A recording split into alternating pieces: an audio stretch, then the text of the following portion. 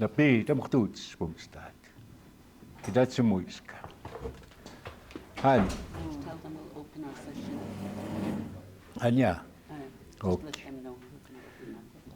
We're gonna open up our session with a Blackfoot prayer, and we're gonna pray for good things for our gathering, and that we all learn and take something good home. And anybody who has thoughts for And we like to ask you to help out with our prayer. Na ginapi, kikisto, both of them, help out with the prayer. Namuktuts, stak. Yakit ko na sukapi. Hanya. Okay ka, kimak. Ayo kimo kinana kinapi na to siyake. Awo kaki sakaki ake himuta pastayaki. Sinopaki namakaki. O kya puyaki aki matsum khataki. Ipamo aki. Pespomo kinana kenukaki kristikoyaki. O mani saki nitpukatsumu iskamanana ki. Anyaki kriskitaki umipistaksinaki awat sapuktumaki. O kinuka pespomo kinana kenukaki tamstatsikaki kristikoaki. Pespomo saki uma niskanaki. Ennumaki nukitsinayaki. O kya pespomo kinana kya kapuamatu simatu penom napi wesaki kitsis soka piaki.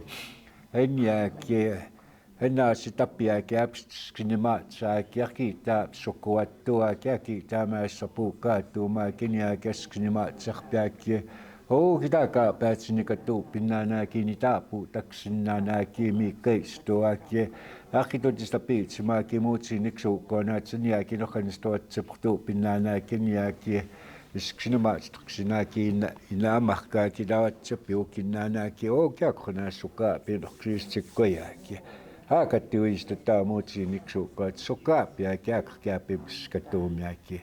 O kya kitu tsikso ko manin tapuma pisma kamutan stoatsiman dami patapiosinaki.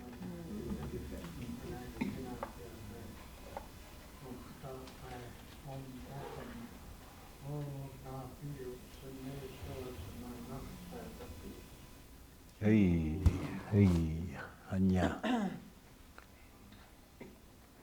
Hanya. Okay. Okay. Nitani ko matsawu dan. Pretty shield. Nitawaks kakkoaki. O kelukaki. Hamayok mi keistoaki. And stop We're part of Red Crow Community College. We have our college president Inamaka takes a coup. Roy Weasel Fat, Sinopakiaki, our vice president Sinopakiaki, Samantha Fox, and Sakaki, one of our female elders, Delia Twig, and dives all over woman, Mary Weasel Fat. And we also have Tiffany Preet, Apuyaki, and Pat Twig, Matsum Khataki, and our son, Adi Ipamu. We're here to show you the work that we're doing on Canada's largest Indian reserve. We're the third most populated reserve in Canada, and we're part of Nitsitap. We got cut off by the border, so we're all relatives here. So we're going to be giving you some information, and also Jeannie Davis, Oksinoaki. Okay, Nixok. Skapi pikan. Kaina. Ken Nixay matse. It's a topic. Ken Hamoksi Napiko.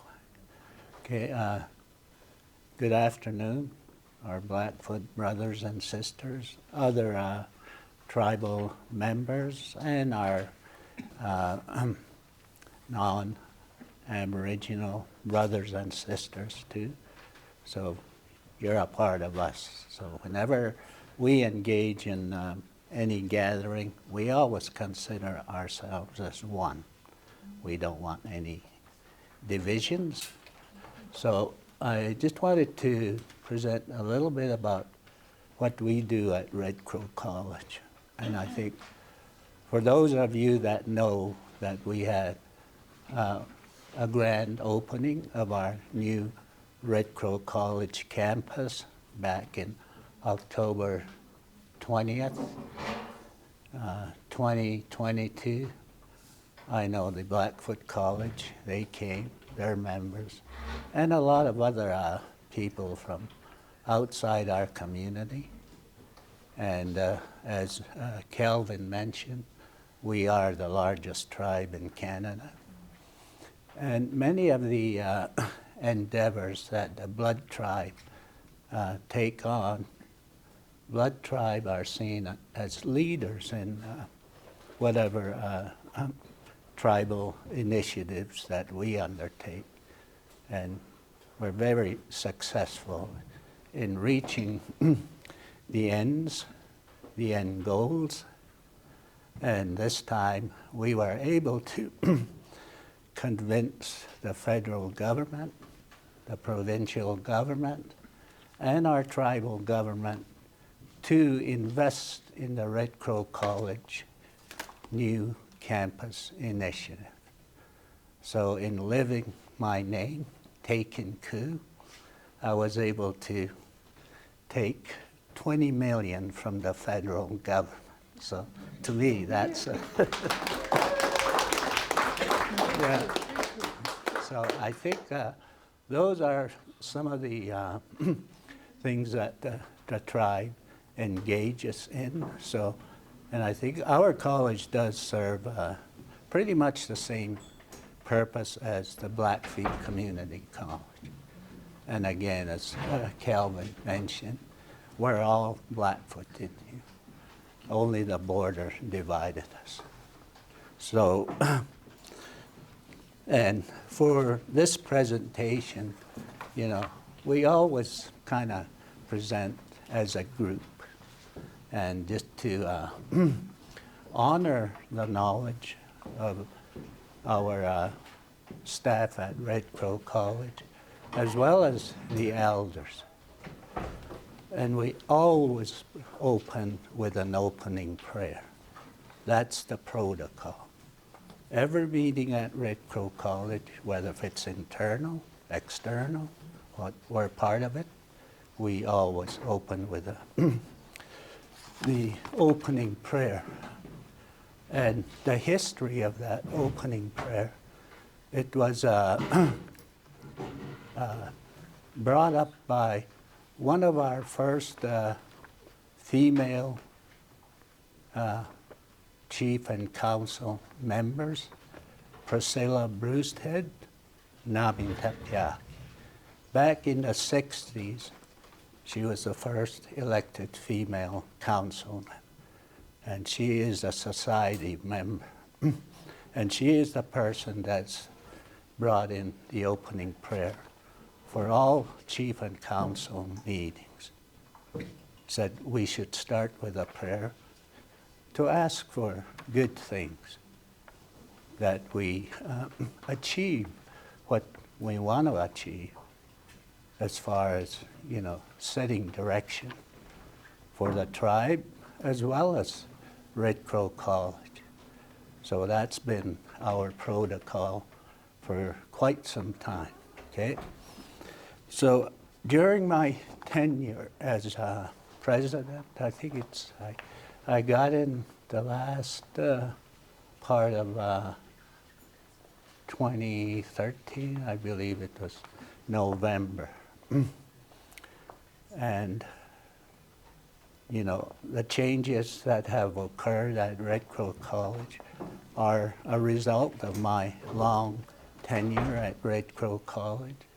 So when I came in, I knew what needed to be done. So I just proceeded to fill in the blank pieces of the puzzle. So, and where we're at today is, you know, the sort of culmination of a lot of hard work. And we changed our organizational structure. we started thinking about the new building. And the new building was always part of our goals, because we had operated out of an old boarding school. And as everybody knows, those buildings don't have a good history in our community. So, and then there was a tragic event that happened in the summer of 2015. That old building burnt down. And I think some of our members were quite relieved. And a lot of them didn't experience anything good at that boarding school. So it was somewhat a relief that it just burnt down. So from then on, the major goal, objective was to work on a new building. And it took about 7 years, from 2015 to 2022, to get all the required funding, lobbying governments, lobbying our community. So all the surveys that we did, everybody was in favor of a new building. So it received community support, tribal government support, and then we engaged with the provincial government too. So those government ministries, they all supported the Red Crow College building initiative. And the last one that we approached was the federal government. They had funding for Indigenous projects, and they were looking to fund an Indigenous project. So the province of Alberta also, well, they had kind of the final say, and they're the ones that approved the building, the concept of a new, and then that was sent to the federal government, and we received the funding. So also the tribe contributed half of that funding. So I think it was supported by all. And today we are enjoying that new building. It's kind of become the hub of our tribe. Many of our departments meet there, as well as, you know, our own meetings, our own staff. And we've hosted many events, powwows, basketball tournaments, and other conferences. We had an agricultural conference. We had a library conference. Those are just some of the things that have been hosted at Red Crow. So it provides that, I guess, the space for any gathering that the tribe wants to engage in. So I'm just going to quickly go over the changes. I won't mention every point. So for transformation and elder knowledge, it's not on our PowerPoint. So there's unprecedented change and accomplishments of Red Crow College has undergone significant change and achieved major accomplishments over the past 9 years. Community engagement. The college engaged with the community throughout presentations and surveys, questionnaires, to understand the needs of Red Crow College. Likely process of knowledge accumulation, acquiring knowledge about Blackfoot ceremonies and cultural practices is a long and onerous journey. That refers to our elders. All of our elders come from the societies that are in existence in our community. the Horn Society, a spiritual group, Motoki for the women, another spiritual, and my group is Ganatsumi, Brave Dog Society. Then we have a group for the younger set, the Kakkoiks, yeah, the doves, yeah. So all those societies contribute to the ongoing promotion of Blackfoot culture.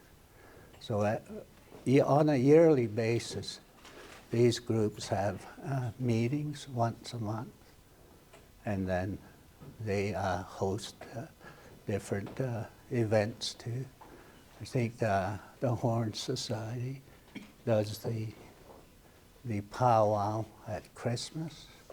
There's another group, I think, Headdress Society. They do the New Year's. My group, Kanatsumita, I think we're the romantic group. We do our powwow mid-February. So, and then the rest, you know, throughout the year. So anyways, that's kind of what these societies do. They continuously promote Blackfoot culture, language, and the knowledge system. So our elders come from, you know, quite a journey.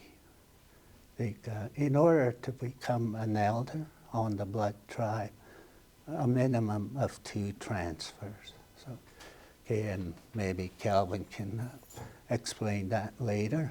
But anyways, that's how much knowledge they have to have in order to be elders.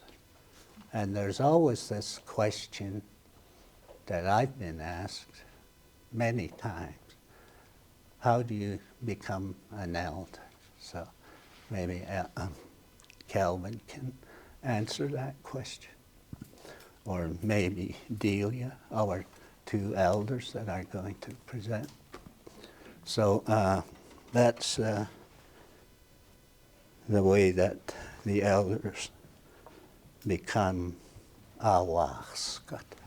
So that's awaskata means the act of accessing an elder and having them come in and perform or conduct ceremony. So all our elders are ceremonialists.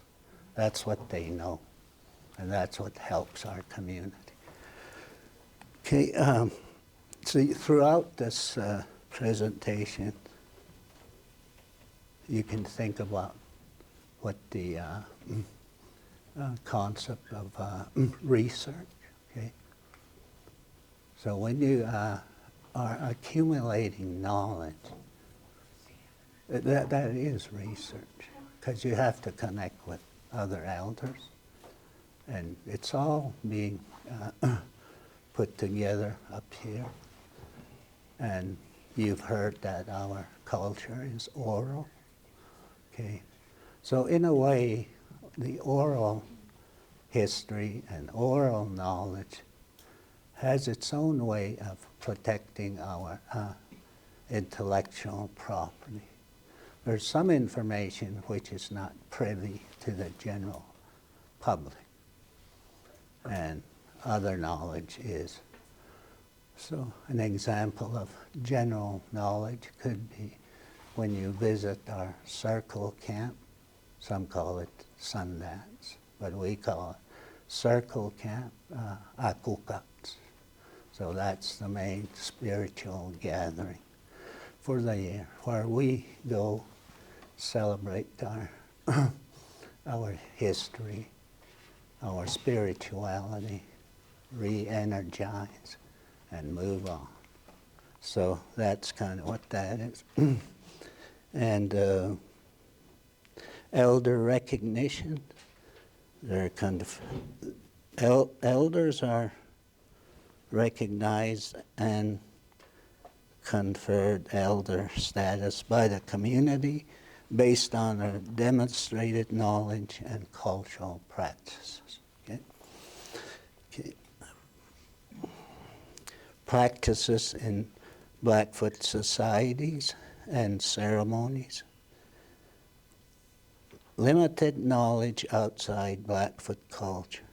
Some indigenous groups may not have similar societies or knowledge systems as the Blackfoot. I think for the Blackfoot, I think we're the only indigenous group that still has the societies. They've always been there. And some of those bundles, some of them don't really know, how long they have existed. Sometimes you'll hear the term since time immemorial. So they've been there for a long time. Okay, language and spiritual connections.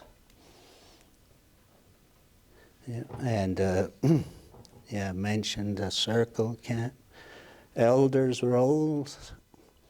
Elders play a vital role in teaching and guiding younger members of the community. That's ongoing. Language revitalization. Yeah, I think that's one of the biggest challenges of our time, and that is revitalization of Blackfoot language. In order to really connect with Blackfoot culture, you must know, understand, speak the language. See, if all our students were to know and understand the opening prayer, they would connect better with the Blackfoot culture. So that's kind of, but we do a lot of teaching, a lot of translating, yeah. That's, the role of the college, again. That's our main objective, is Blackfoot culture. So every day, or everything that we do is the promotion of Blackfoot culture and language. What normally goes on in the present day that is disrupted by our promotion of Blackfoot culture in its many forms. So we try, to celebrate Blackfoot culture as often as we can. So again, I think I mentioned all the ceremonial practices, our promotion of the culture through powwows and ceremonial practices. So I think Red Crow College conducts 4 sweat ceremonies per year. So 1 for each season, so that's conducted by our elders, Calvin and Patrick. So those that can conduct ceremonies, they do that for the college and the school. Okay, and language ethics, Blackfoot principles of research. So I think I did pass out some of those cards. I know Brad, I gave you one. Yeah, those could be looked at as research ethics. So each one of those values that we have sort of come up with, I think the card mentions, 11 values, and spirituality or prayer is one of them. Respect, ednakot. Kindness to others, kimmapipits. All those good things about humanity. Okay? That's what the values are about. And the late Andy Blackwater stated those values are universal. Everyone has them. It's just the Blackfoot way of practicing. We have to be consistent with those values. You take, let's say, respect. You can't be respectful one day and not be the next. So, and that they apply to all the others. Because it's pretty hard to, I think it's not easy to be a Blackfoot person. Because we have to practice. Yeah, that's what it is. And that leads to the good way of life, living, okay? Yeah, so, yeah, well, I think I'll end off there. I think I've given everybody a good overview of what Red College does, and we celebrate with, our Blackfoot ways of living and being all the time. So we can't let our students forget who they are as Blackfoot, and they can make better connections with their college. And we do know we have collected our stats over the time that we've been really focused on Blackfoot culture with the participation elders. Our retention and graduation rates have increased. So that's kind of the result of our continuous effort of promoting Blackfoot knowledge, identity, language, ceremonial practice. That's what we do. Okay? Thank you.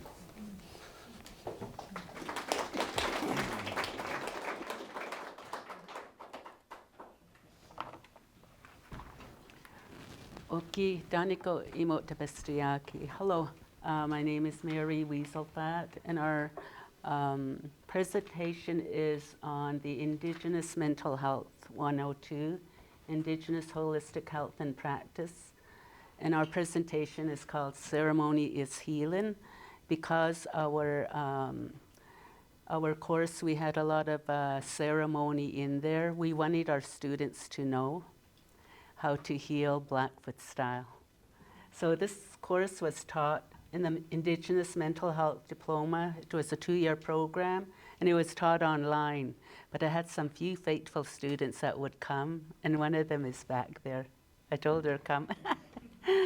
Yeah, so, and they actually learned a little more because they had like one-on-one with our elders that were in our class. I always made sure we had elders in the class because they're the ones that know.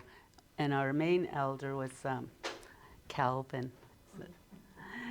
But anyways, so the program description, this course introduced students to what it means to be an Indigenous person in the context of collective wellness through ceremonial activities that promote balance and wellness. Students were introduced to cultural protocols to explore their relevance to community wellness. This course was delivered through the application of traditional Indigenous pedagogical approaches for the transfer of ancestral oral knowledge. Students also engaged in activities that promoted the understanding of their experiences through their active participation with the natural and cosmological relationships. So I was the main instructor, and when they talked of the program, the course, they also wanted to be involved in course delivery. So the co-instructors were our President Roy Weasel Fat, Vice President Samantha Fox, Calvin Williams, and our other elders, advisory council members, and that was Bruce Wolfchild, Sophie Tailfeathers, Delia Twig, and Bernadine Tallman. So Calvin, you're next. So you can talk about. We had to develop a health model. So our health model was the Blackfoot version of Maslow's hierarchy of needs. So you can talk about this. Maslow came into the Blackfoot community in the 40s, I think. He started to do research on why our ancestors were more successful. What did they transfer down to our generations? And this research he compiled, and they used these principles in the doctrine of sociology. I think, Tiffany, if you could, they follow this. And he didn't give credit to the Blackfoot, to our people. He took all this as being his own research, and he never gave credit where credit was due. So we have our own way of healing. Ever since time immemorial, our people were so healthy in the before contact that a lot of them were living well over 100 years old, and we were able to adapt to the land. We knew what to do. We knew all the medicines that grew in our in our traditional lands, and also the buffalo. We alkakute soap. We always were observant of, things that made us become more careful, and also to prepare for the seasons that we're going to go into. Watching the weather patterns, the clouds, nature, all those were very observant. So we knew how to really use nature to survive. And before contact, there was not many illnesses, so we had medicine for all the symptoms that our ancestors went through, and we knew how to use which plants to heal. So Maslow wanted to find all these. How do you raise children and that? How does a community? How do they conduct themselves in a larger group? The etiquettes that were required, the relationships, the support, all those put together. That was the research that he used, and he made a book out of it. Mm-hmm. Yeah, so this was one of the topics. Indigenous people adopt a holistic view of health, and we had to create a health model, and that was what we did. And it was informed by structural inequalities, historic oppression and dispossession, and systemic racism. And these are the values that are in the bags that we passed out. So Calvin's going to say them, but we also have. The first word, Atsimuiskani. Atsimuiskani. Prayer. It means prayer. Gimmapipitsini. Kindness. Innakutsini. Having respect. Nitsitapisini. Living our Blackfoot way of life.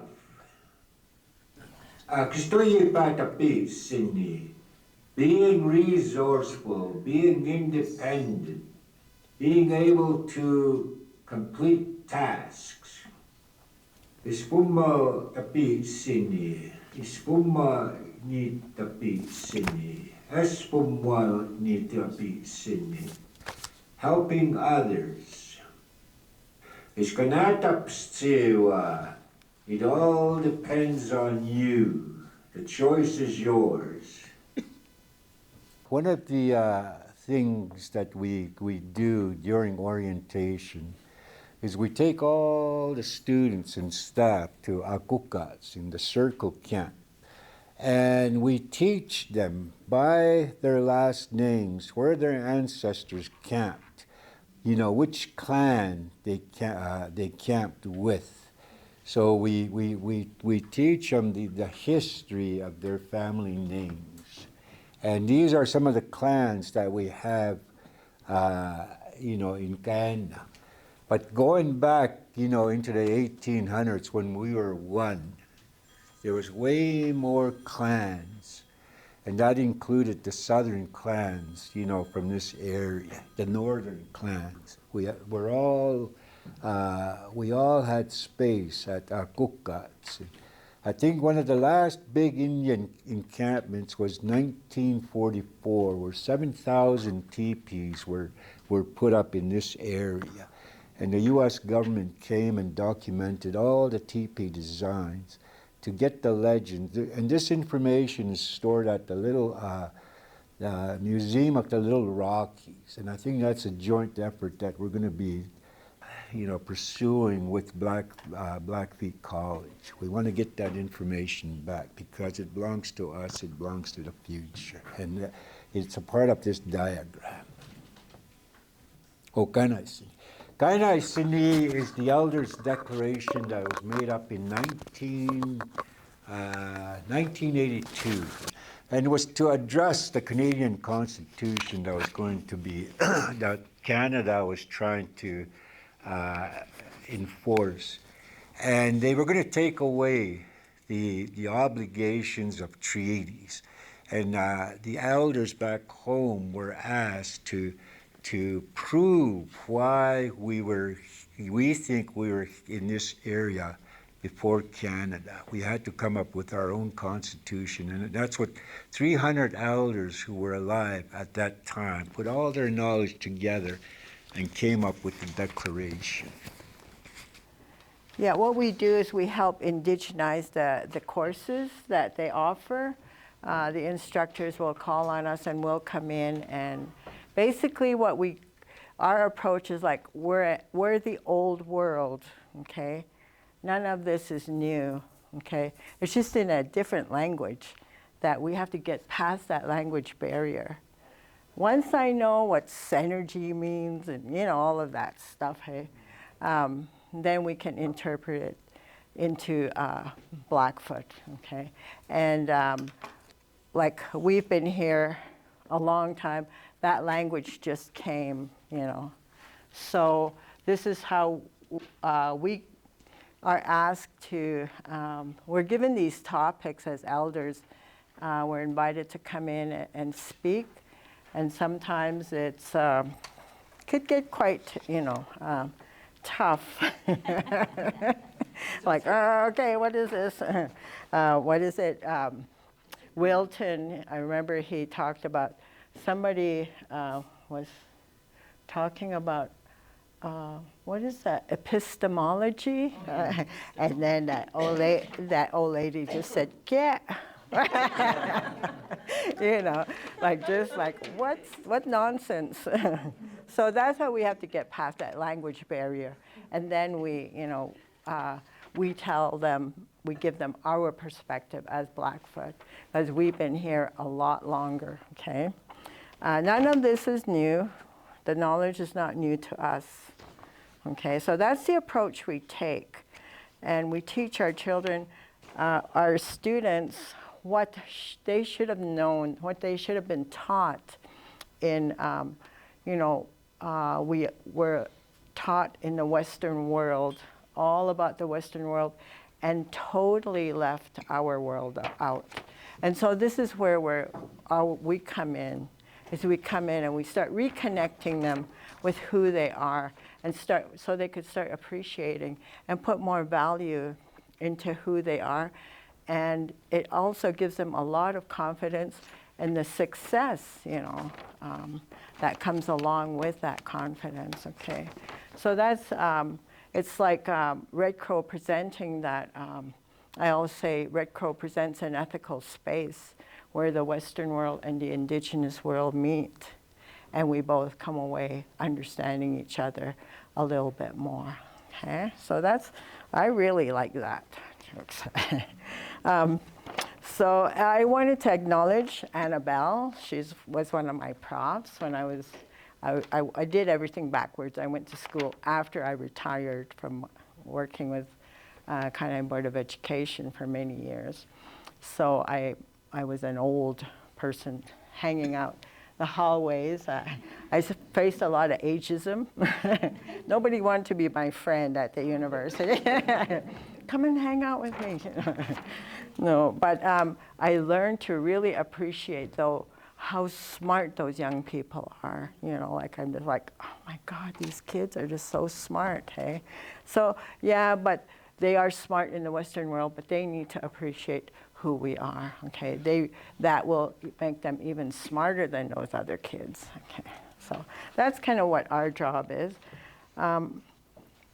the other work that we do is, like I talked about this, hey, like, oh my goodness, energy, you know. So I went to work trying to figure it out. But basically, you know, again, I always take the approach is, this is just a different language. It's just a language barrier. So it all comes down to Bomaksin, you know, our ways, Kakyosin, Akustuyi Betapis, and all of that stuff that's there. Through ceremony, we are reminded that we are part of the universe and we are not the ultimate power, okay? We are just a very small part of that. So, and the one thing is dominance, okay? And you tend to, like the Western world, it's always like about power, dominating stuff, okay?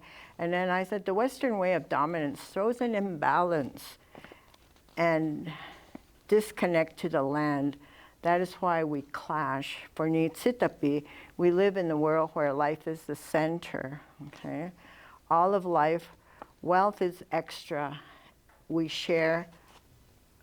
It's not a necessity that we strive for to be totally rich. Okay?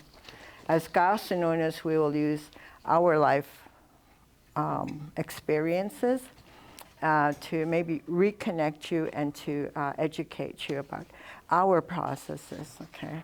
So that's that. Okay, one more. We have also research, okay? We recently lost Betty Bastine, but she was the one who actually hired me to start this project. It was Blackfoot Stories, Blackfoot Language Project, okay?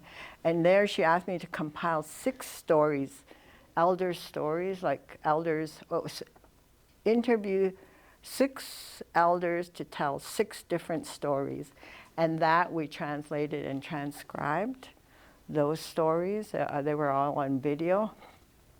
And we use these now for, like, when I teach my class in storytelling, we always analyze one of those stories, okay? So that's really became really valuable resources for the students. They learned language. And this year what they did was they had to do a visual interpretation of that story.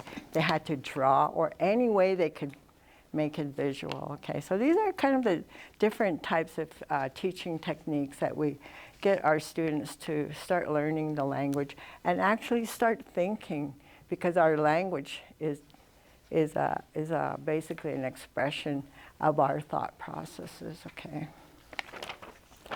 So, and we went into some, medicine hat, basically being curious, okay, medicine hat. And then last year I showed a picture about that one from, it was from Google Earth, and that head. You guys know the Guardian, right? Close to Medicine Hat. It's an Indian head. You could just see it. I was looking for that. I wanted it to be part of this, but I couldn't find it.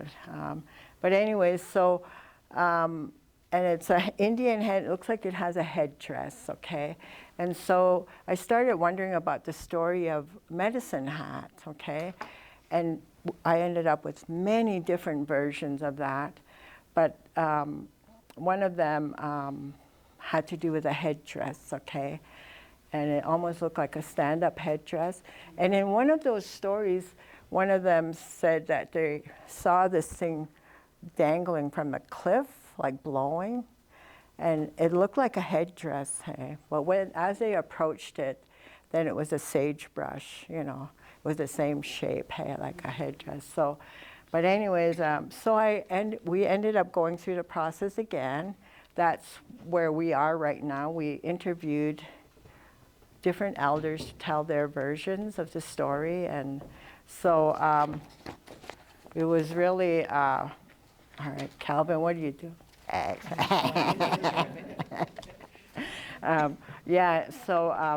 That's where we're at. We already did the videos, the elders. Now we're just doing like a research, hey, on that story. So, and it's really interesting because there was one elder that literally just came out and said, my version is the right one. Everybody else is wrong, you know. That's a very strong statement, but you have to kind of leave yourself open for everything, hey. When you're researching, you just listen, hey. And then, but then you start drawing, you know, conclusions, or actually like, it brings you through a path. And so I kind of, up to this point, I kind of, that headdress is could be a part of a bundle, okay? But the other elder who said, no, it's not a headdress, this is what it is, and he talked about the story and the process, hey? But that could be the ceremony, okay, that comes with that particular bundle. So you're kind of, you know, just basically searching, hey, exploring every avenue. So it's really interesting work. But that's basically what we've been kind of, hopefully next year I'll have some sort of conclusion. This here, $2, $10 GST. Thank you. Thank you. Yeah, some of the things that the elders do at Red Crow is we had RCC elders at Writing on Stone. It was a staff retreat. That was before COVID. We all went there. We got our faces painted. And these are some of the elders that were there.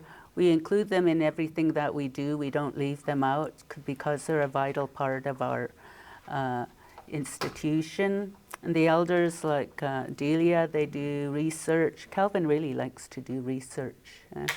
He's always in the library making me look up stuff. No, I'm just kidding. And this is the elders' lounge in the new building. And they were having a new, we have monthly meetings saying they discuss topics and upcoming classroom presentations, field trips, meetings, anything like that.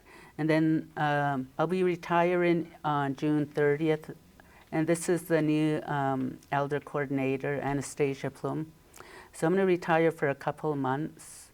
And then I'm going to start my own business. So I'm going to be an education cultural consultant. And then I'm going to consult for Red Crow in the library. So I'll be kind of back. We need to really develop our archives more. So that's one of the things. And then train the new person.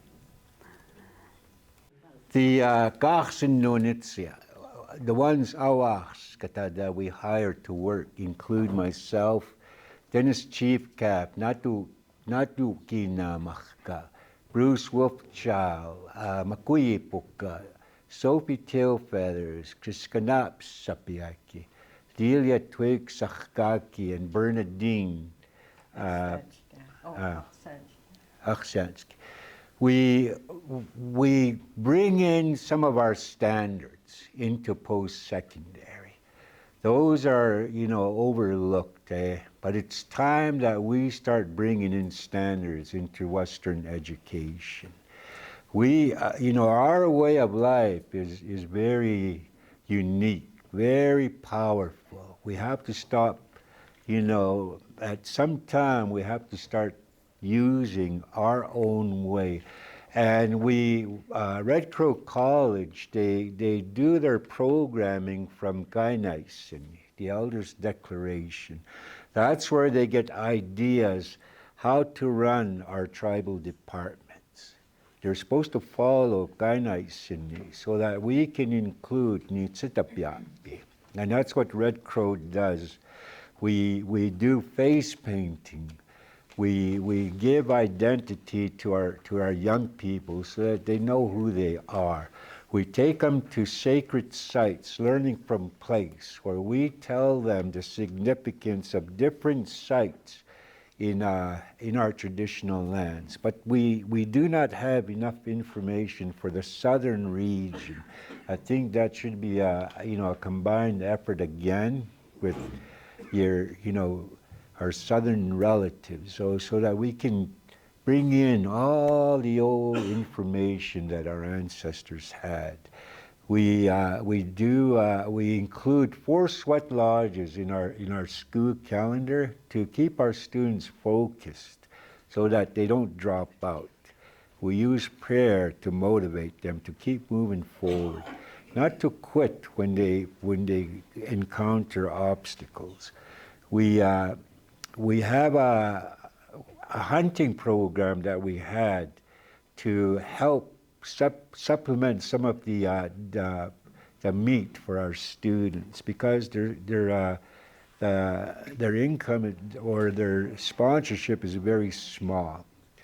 We have a community garden that serves that same purpose. We feed, we contribute to the students' food budget. And also we donated 50 tons of potato to our food bank. So all these things we're doing to help our students stay in school and complete their education. And we brought in one of the first buffalo harvests to show our young people what our ancestors felt when they were working with preparing buffalo. And we also did ceremonies for the society members so that they could say, I performed my ceremony on Eatni the way it was supposed to be, not on modern cows or other animals. It was supposed to be Eatni. But because the Eatni disappeared, the usage of the buffalo was stopped. So we have all these things that we try and keep our post-secondary colonize you, elders decolonize you with the teachings that they have.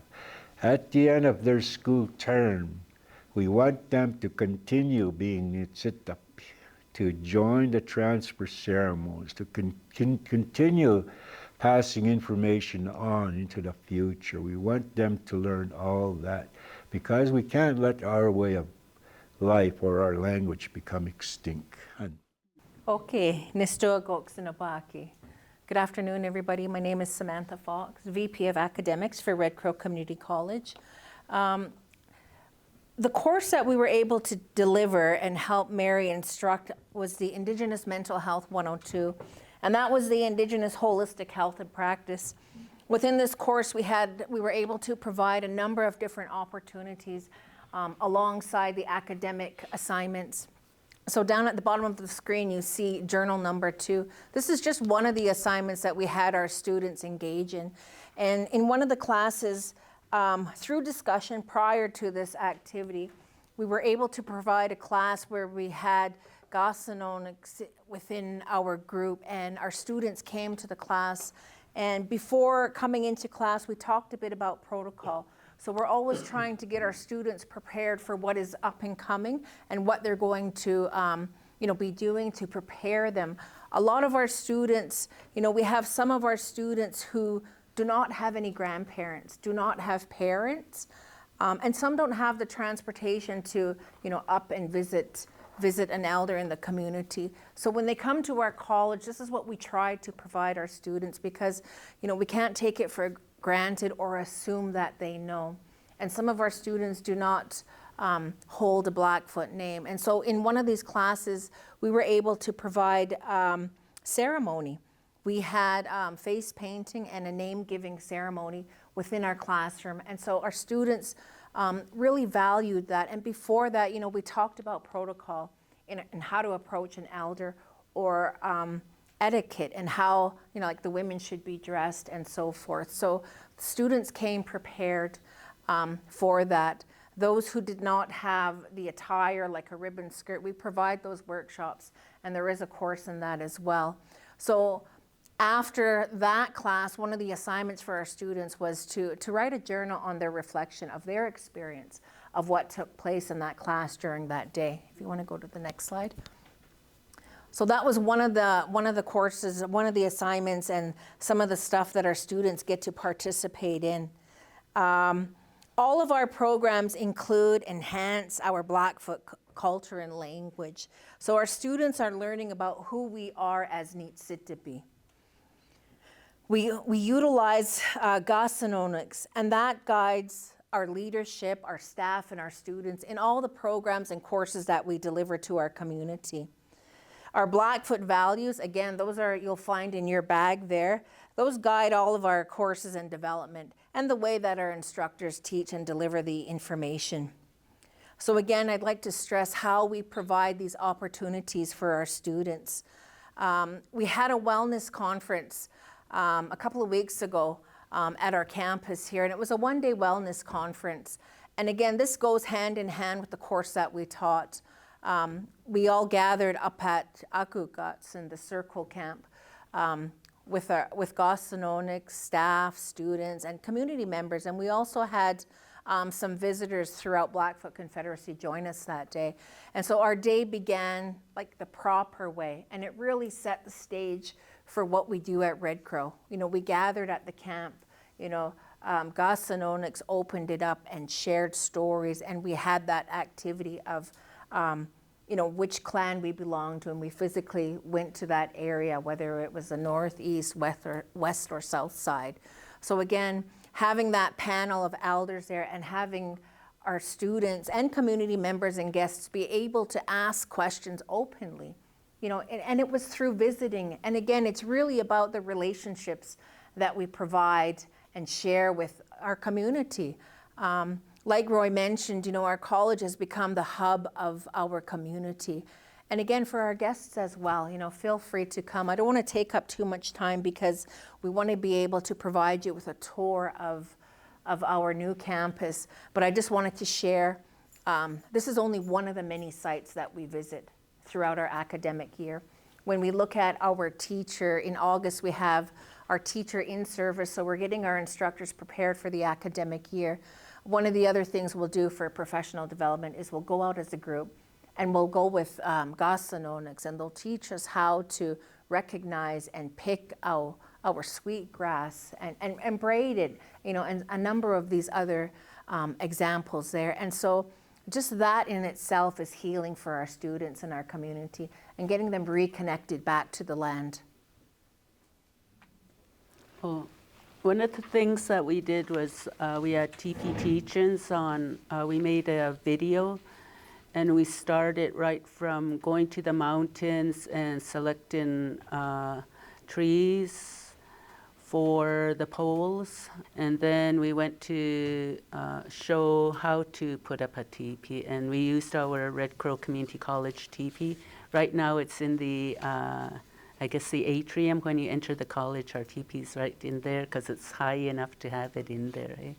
So some of the other topics we covered was collective and community foundations, relational responsibilities with all beings, ontological responsibilities as embedded in our identities, relationships, interdependence and dependence, ceremonial participation as life-given and grounded in reciprocity, sacred place, space as an extension of self, spirituality, a grounding force for mental health within family and community. And one of the classes we also did healing practices utilizing our traditional knowledge, and we all did lectures on it. And Samantha, did you want to talk about your lecture? Oh, sure. Your part. I was able to provide a personal experience to our students just so that they could relate and, you know, be open to the course. And so, you know, through my parents, both of my parents are residential school survivors. And it wasn't until later in life, and especially within the last 10, 15 years or so, you know, my late uncle, Biscata, really, you know, had a really close relationship with my dad. And so, you know, we always went to my uncle to provide us with that cultural knowledge. And, you know, we're very fortunate that, you know, my children and my grandchildren have received Blackfoot names from him, my dad. And so, again, having our students be able to experience some of these, you know, going through ceremony, being able to approach a local healer for help, You know, there's some stories that I have that I was just amazed and really blessed to have received. 3 years ago, almost exactly 3 years ago today, I just about lost my daughter-in-law, and it was through our society members and through our healers that she's very healthy today. And at that time, my grandson was 2 months old, and so he's blessed to have his mother still here with us. And so again, it's through these experiences that really provide that path for our students. The topics that we cover throughout that course, it was heavy, but it was very, you know, it really brought us closer like a family. And again, building those relationships in a healthy way, okay? So there was a lot of ceremony in the class, and they had to do journals on the Blackfoot values, pick 3, and how they're going to use them in their everyday life and outside in the community. And then one was name given and face painting, and the third one was the Winter Sweat Lodge, and they had to do a journal on their experience. We had, it was online, and we had a student from Bikani and 4 students from Siksika, and the others were from the reserve, and most of them lived in Lethbridge. So that was how they attended class, but like I said, there was these few that really liked to come to class. So we have one of our students, if you would like to say a few words about your experience. Testimonial. You can. Okay, okay nisto ni danako inaka nanandu gana. So I'm a student of the Indigenous mental health. I'm halfway through it and have another year left. So far, this program has met my vision in Indigenous-based education. Mental health is a very huge topic and a sensitive topic for a lot of us.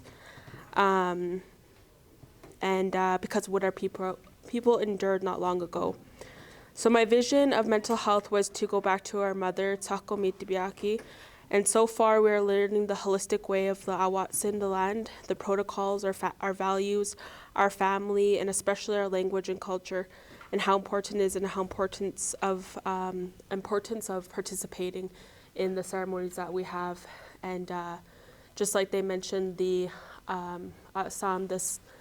painting ceremony, we had some of the students come in and get an Indian name. And when they got that Indian name, there was like this, I guess, a spirit brought back into them, and they were crying and stuff. And it was so like beautiful to see, hey, that our students, because some of them don't have grandparents, and they felt that day, and it was really beautiful and it was powerful that day. And so learning from the Awatsin, the land, it's where we started a healing journey. And this program has lifted every student, including me, because of the Bomot Tsitsini, the transfer of knowledge. And the group I'm in is really hungry for our way of life, and how to heal themselves, and then start to heal like our people, hey. And our Gasanuniks are always right beside us. Every class, they're sharing their stories and their experiences. Their stories really get to us, and we can really learn off their stories. We do learn the new terms the Western way, but again, like Delia said, she converts those into the Blackfoot way, and that way we understand it more, and we have our own experiences within the new terminology and what we're learning and stuff. And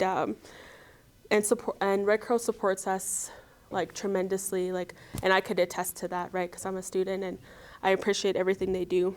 And so Mataudan, Calvin, our very first class that we had in this program, he goes to explain the Nitsitabi word, and it's the real people. And he goes to explain what it truly means and how we live today. But he said, it's not what we shouldn't be calling ourselves that anymore.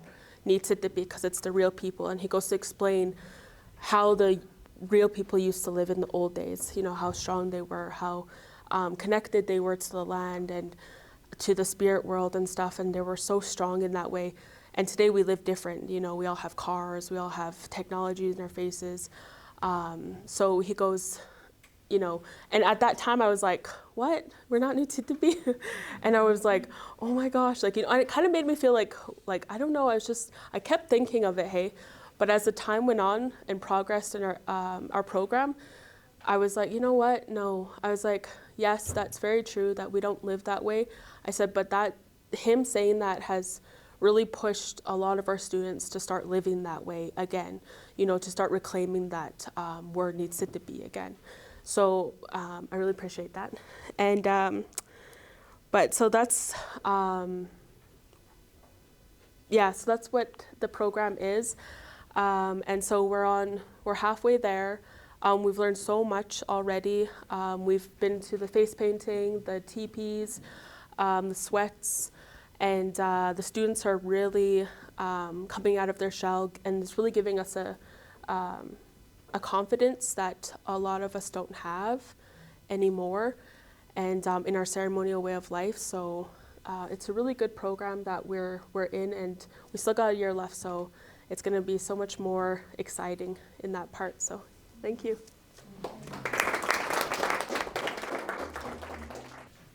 So we're just looking for the Red Crow tour. We wanted to share our new building with you. This is the elder ceremonial room. This is the atrium. We have our big Red Crow teepee in there. This is outside in front. It's like a stand-up headdress. Oh, this is the atrium, and this is one of the paintings. There's numerous Blackfoot paintings throughout. There's Red Crow. It's 2 floors. This goes upstairs. This is the daycare. This is another classroom. Daycare is real cute. This is the elders' lounge. This is the library, and these are some of the paintings. This is my mother. She's 103. This is, we have 10 computers for student use in the library. Oh, this is the round ceremonial room. We have lots of work to do there. We want it to look like the inside of a teepee. Oh, there's town site. Oh, this is our grand entry at our powwow. Art studio. These are one of the classrooms, the larger classrooms, more classroom space. So, and this building is what the community, the students and the staff wanted, and the elders too. We told them, what did you want? And they have a fireplace, a mini kitchen, their own washrooms, 2 rooms for, they could do counseling. So they got their dream elders lounge. This is one of the computer labs. We have 2 computer labs, more hallway. These are the labs. We didn't really have any like real labs, but now we have real labs. And we're working with Mount Royal University. We helped them indigenize their new library building, 3 stories. And they said when the time comes, we'll help you with your new library. And all the Blackfoot signs, our students, we'll develop an app for them, and they just pointed at the sign. It says in Blackfoot what it means and how to say it. Hey, it's in Blackfoot. So that's, and that's, we're going to have an LPN program, and that's kind of set up like a hospital bed. Hey. The simulation, right? Yeah. So there's 2, and oh yeah, we even have, you know, they have to practice on somebody, but I think they need to put maybe a hospital gown on this person. He should kind of stay in there. Denim, yeah, he should have put something on. But anyway, so there's a real, you know, like person well, not a real person, but you know, simulated, I guess. And so that would be for our healthcare program, LPN in the fall. Yes, I don't know why he had so many photos of him. Yeah. I don't know if he has a name. Those simulated ones are very Yeah, so that's, it's almost, oh, and they have babies. At least they have pajamas on. So. That one has a diaper. And that's how it looks out there, minus the trees, but I think they're going to have, they're coming. But that's how it looks outside. It's so good to have a nice parking lot too, hey? And I think we are done. Well, thank you for coming. And we're glad to share our knowledge with you. And if you have any questions, you can just email us or the website. phone us or the website. How many square feet is your new building? What's that? How many square feet is the building? You can ask the president. 100,000 plus. I'll take a picture. How long did it take to build? 2 years. 2 years? Yeah, and it was and it was 48 million to build. Yes.